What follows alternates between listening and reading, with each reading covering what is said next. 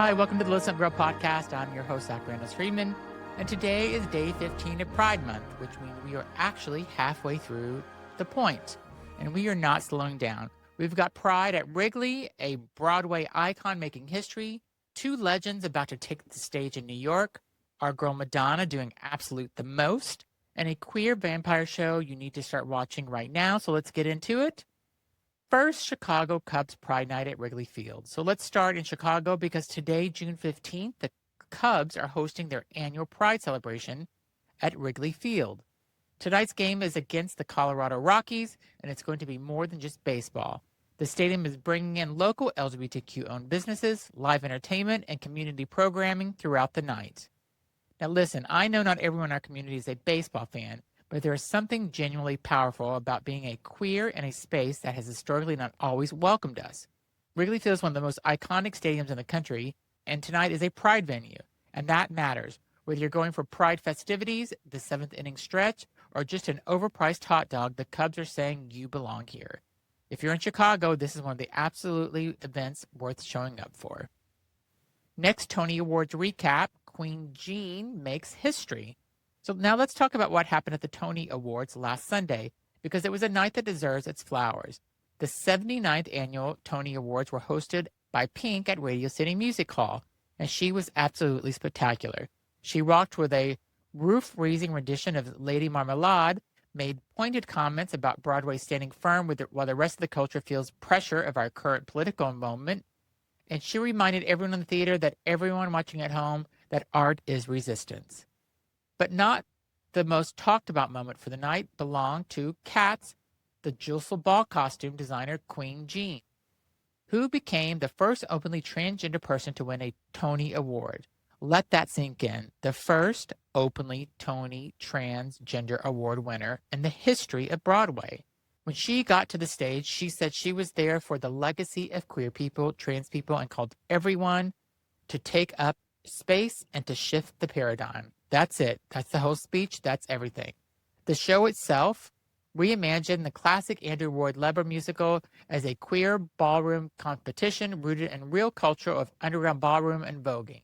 Its directors, Livingston and Ranch, also won Tony Awards on the dedicated award to Black and brown trans women and gay men who built ballroom culture. The entire night, performers and winners alike used their time at the microphone to stand up for the queer community, for immigrants, and for people being targeted by this administration. Also worth noting, Nathan Lang led the night with 6 wins for The Death of a Salesman, and Ali Louise Bongozi, who won Best Featured Actor in a Musical for The Lost Boys, dedicated his speech to immigrant families, Arab theater makers, and specifically calling out his love for the queer and trans communities. He said that no matter what people in power try to take away, queer and trans people have and always will exist. Say it louder for the people in the back, please. Next, Madonna co-headlines the FIFA World Cup halftime show. So I need to talk about this because our queen is everywhere this summer and I am not complaining. Madonna, along with Shakira and BTS, have announced as co-headliner for the FIFA World Cup 2026 final halftime show. The final is on July 19th at New Jersey Stadium that's MetLife. And this is a historic moment because it's the first time in history of the FIFA World Cup that the final will have a halftime show at all, and literally invented this for her. I'm choosing to believe that. The show is produced by Global Citizens in partnership with Live Nation and curated by Coldplay's Chris Martin, and benefits the FIFA Global Citizens Education Fund. So yes, our girl is doing the Super Bowl-style halftime show at the biggest sporting event on the planet, surrounded by 2 other global icons for a good cause. And if that weren't enough, Madonna's new album, Confessions 2, the sequel to her 2005 Confessions on a Dance Floor, drops July 3rd. That's 2 weeks before the World Cup final. This woman has a plan. The woman always has a plan, and July is officially Madonna month, and I will be here with no objections. Next, Billy Porter and Wayne Brady in an LA Cage Ox Folles. Here's some news that the whole world needs to hear. This Wednesday, June 17th, La Cage aux Folles opens at the New York City Center as part of the Encore season. And the cast, Tony A winner Billy Porter as Albin, and an Emmy winner Wayne Brady as his longtime partner Georges. An all-black cast directed by Robert O'Hara, originally 1983 orchestrations, a 28-piece live orchestra. This is a dream production. For anyone who doesn't know the story, this show is a love story, a genuinely beautiful, enduring love story between two men who have been together for over 20 years. They run a drag club in St. Tropez and are raising a son together. Chaos ensues when the son's fiance's conservative parents come to dinner. Sound familiar? It's Harry Firestein's book and Jerry Herman's score, and the two of the most joyful, tender, proudly queer musicals ever written. Rehearsals footage have been curating all week, and Billy Porter and Wayne Brady singing "With You on My Arm Together Is Everything." The run goes through June 28th, so if you are in New York or get yourself to New York before the end of Pride Month, please stop by and go. This is going to be a show you don't want to miss. Next, LA Pride wraps with Youth Roundtable. So a quick update on what's happening today in LA. Today marks the official closing of the event Extended LA Pride Celebration.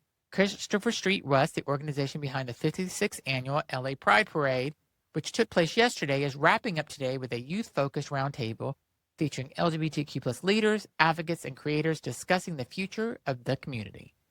Think about that for a moment. The ending of Pride, not of the party, but with a conversation with young people, with the next generation. What do we do from here? We are living in a moment where the Orange Convicted Felons Administration is doing everything in its power to erase us from schools, from military, from healthcare, from history.